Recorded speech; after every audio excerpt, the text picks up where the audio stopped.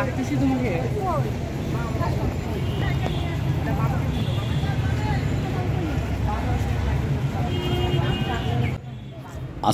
আলাইকুম রহমতুল্লাহি ওবারাকাতু। নেটওয়ার্ক সমস্যার কারণে ভিডিও আপলোড একটু দেরিতে। আমরা দেখাবো জাতীয় বৃক্ষ মেলা 2024। এটা গত 14ই জুলাই শেষ হয়েছে। মেলা আসলে খুব সুন্দর পরিসরে গোছানো, অনেক ফুল ফলের গাছ উঠে এই মেলায়। প্রতি বছর আমাদের যাওয়া হয়, চেষ্টা করি যাওয়ার জন্য, মেলার সুন্দর পরিবেশটা দেখার জন্য।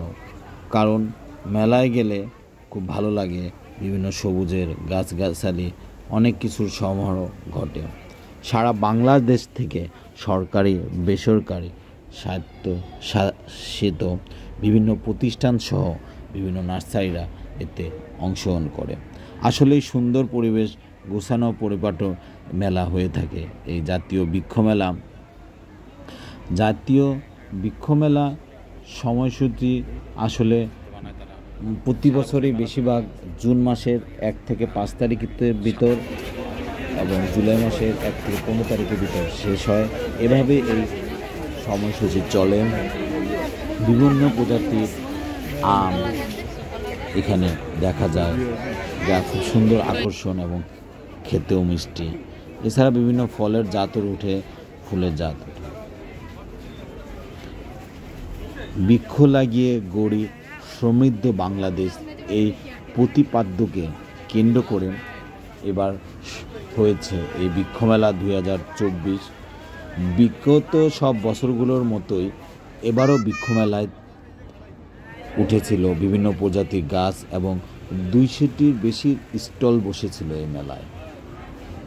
আপনি নিজের স্টল থেকে আপনার পছন্দের গাছ বীজ সংগ্রহ করতে পারবেন।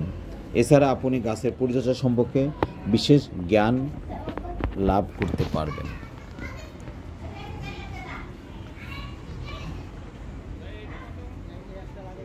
এখানে বৃক্ষ মেলায় কম দামে ভালো মানের গাছ কেনার সুযোগও রয়েছে। এছাড়া দামিও গাছও রয়েছে। অবস্থা বুঝে বা ওই যে সময় যে সংস্থা হয় ওইভাবে তৈরি করা হয় বৃক্ষ মেলা। বৃক্ষ মেলায় বিভিন্ন প্রজাতির গাছ, তবে বলতে গেলে সব প্রজাতির গাছ আপনি বৃক্ষ মেলায় পাবেন। ফল গাছের মধ্যে রয়েছে উন্নত মানের আম, আতা, কুল, বড়ই, ডালিম, বেল, জাম্বুরা, কাঁঠাল, ডুমুর, কর্মচা, কাজু বাদাম, লাল কাঁঠাল, কিউ, চেরি, ড্রাগন ফল, আদা জামির, স্ট্রবেরি, পেয়ারা, নাশপাতি ইত্যাদি বিভিন্ন জাতের ফলের গাছের চারাসহ বীজ পাওয়া যায়। এছাড়া ফুল গাছের মধ্যে জবা, হাসনাহেনা, পলাশ, কনক চাপা, বাসন্তী, মালতী, নয়নতারা, গোলাপ, সূর্যমুখী আরও বিভিন্ন ইত্যাদি জাতের গাছ পাওয়া যায়। এছাড়া আরও বেশ গাছ রয়েছে, যেমন ঔষধি গাছ, যেগুলো এই মেলায় দেখতে পাবেন। ঢাকার এর অবস্থান আসলে আপনারা যারা বৃক্ষ মেলার মাঠ প্রতি বছর এখানে হয়ে থাকে, এটা জাতীয় বাণিজ্য মেলা মাঠ, আগে যেখানে বাণিজ্য মেলা হতো সংসদ ভবনের কাছে।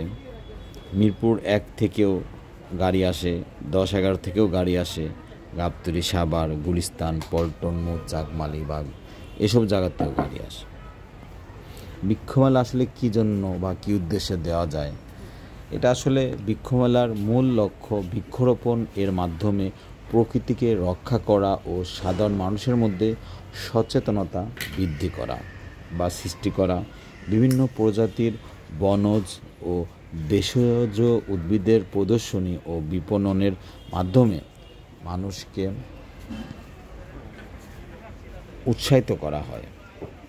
মেলার তাৎপর্য বোঝাতে এছাড়া বিভিন্ন ধরনের র্যালি হয়ে থাকে, ব্যানার, ফেস্টুন, পোস্টার, স্টিকারের মাধ্যমে ব্যাপক প্রচার করা হয়। প্রচুর লোক সমাগম হয় কিছু কিছু দিনে। বিশেষ করে শুক্র শনিবারে এসব দিনে। এর উদ্দেশ্যগুলো প্রধান আমরা যারা জানতে চান তাদের উদ্দেশ্যে বলতে চাই, জনগণকে বৃক্ষরোপণে উদ্বুদ্ধ করা, গাছের প্রয়োজনীয়তা সম্পর্কে জানানো, বৃক্ষরোপণের হার বৃদ্ধি করা, চারা বিক্রি, বৃক্ষের জাত পরিচিতি, বৃক্ষরোপণে আগ্রহী সৃষ্টি, বৃক্ষের রোগ ও প্রতিকার জানানো, পৃথিবীর ভারসাম্য রক্ষায় গাছের প্রয়োজনীয়তা উপলব্ধি, এগুলো। এছাড়া আরও রোপণ করার যে উত্তম যে মাস বা সময় বিভিন্ন জাতের, এটাও এখানে আলোচনার মধ্যে জানতে পারবেন। বাংলাদেশে আসলে বৃক্ষরোপণের উপযুক্ত মাস জুন থেকে আগস্ট মাস পর্যন্ত। এ সময় বর্ষাকাল হয়ে থাকে, আর বর্ষাকালে বৃক্ষরোপণ করলে সকল গাছ পর্যাপ্ত পানি, আলো, বাতাস পেয়ে থাকে। এছাড়া মাটির অনেক খেলনার মূর্তি, তারপরে টব, বিভিন্ন জাতের ফুলের চারা লাগানোর জন্য গাছ, মাটি মাছ লাগানো থাকে, এগুলোও চারাও সুন্দর হয়, যা দেখতে খুব সুন্দর লাগে। আসলে না আসলে না দেখলে বুঝবেন না, আর যারা এর সাথে পরিচিতি তারা ভালো করে জানেন এর অনেক কিছুই বিষয়বস্তু। সুন্দর লাগে এসব দেখলে, আসলে বলার মতো না। সাজানো গোছানো সুন্দর পরিপাটি এই ডেকোরেশন মেলার আয়োজকদের ধন্যবাদ দেই, তারা এত সুন্দর গুছিয়ে সাজানোর জন্য।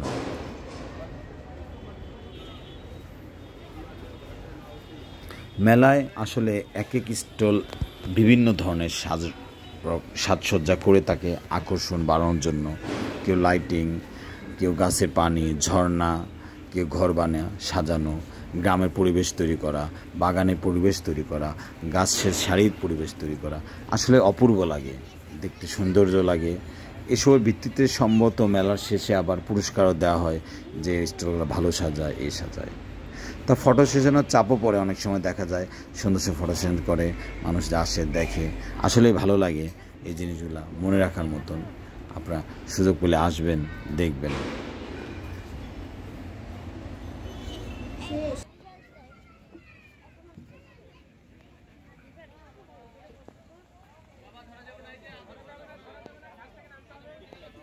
মেলার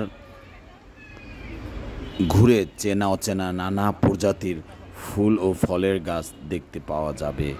এদের মধ্যে ডুরিয়ান, অলিভ, কাউ, পিচ, কিউফল, অ্যাভোকাডো, আলমন্ডা, ড্রাসিনা, চেরি ফল, পরিমল ফল, ড্রাগন, ট্যাং ফল, অ্যাপ্রিকট ফল, আদা জামির, স্ট্রবেরি, পেয়ারা, বিলাতি গাব, রামবুটান, জয়ফল, সাদা নাশপাতি, কালো জাম, রাবারা, মালবেরি, লোকাট ফল, এবিউ ফল, সাতকড়া, সবেদা, কদবেল, আতাল, কাঁঠাল, ডুমুর, জবা ইত্যাদি।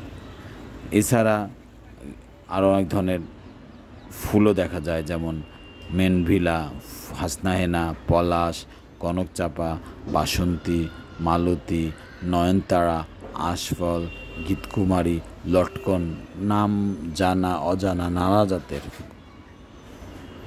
মেলায় স্টলের কর্মকর্তার সঙ্গে কথা বলে জানা যায়, মেলায় দেশ বিদেশি নানা প্রজাতির গাছের চারা পাওয়া যাচ্ছে। এগুলোর দাম প্রজাতি ভেদে ভিন্ন ভিন্ন, 20 টাকা থেকে শুরু করে লাখ টাকার চারা এখানে স্থান পায়।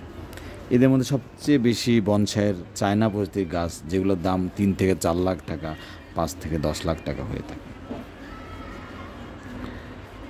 90,000 টাকা দামেরও তারার বিভিন্ন জাতের গাছ পাওয়া যায়।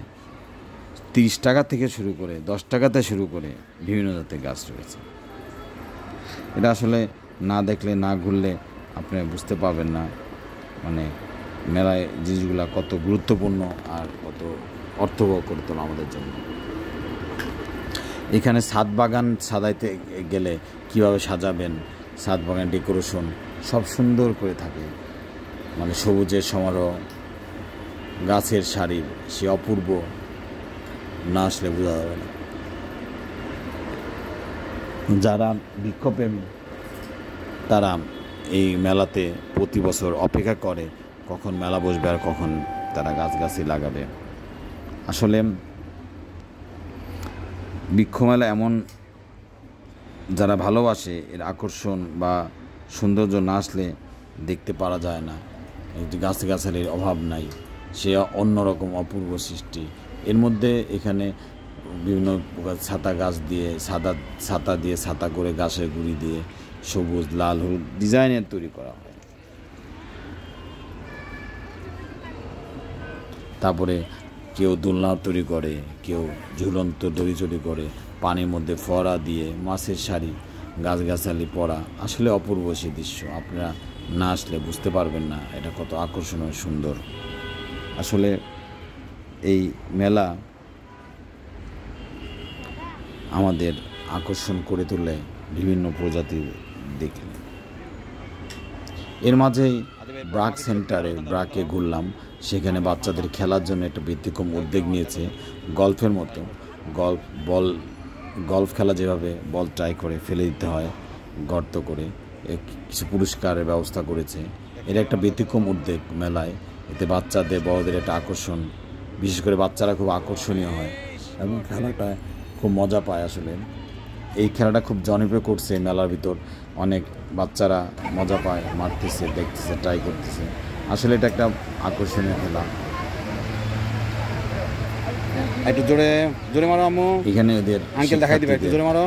দায়িত্বে রয়েছে ভলেন্টিয়ার হিসাবে, জোরে মারো, দেখিয়ে দেন কিভাবে খেলা ধরে দেন, ধরে দেখাই দেন। খেলতে হবে।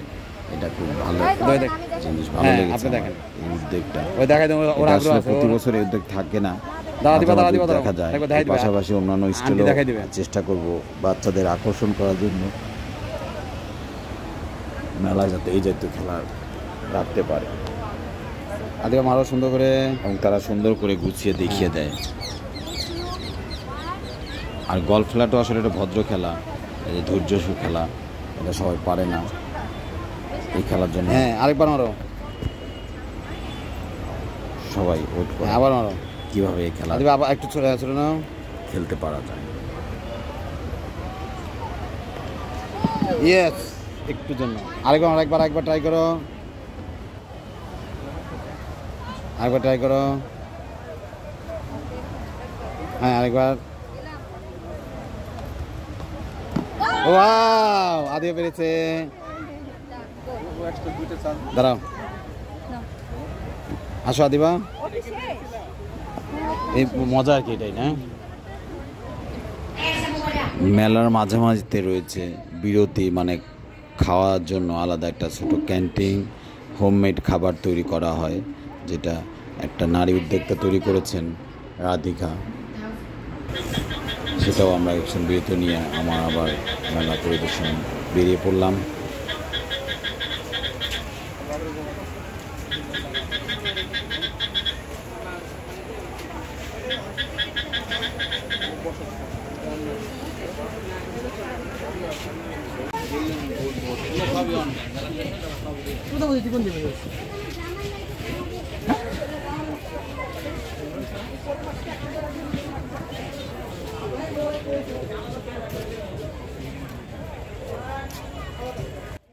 সময় প্রায় শেষের দিকে, বিকেল গড়িয়ে সন্ধ্যায় হয়ে যাচ্ছে।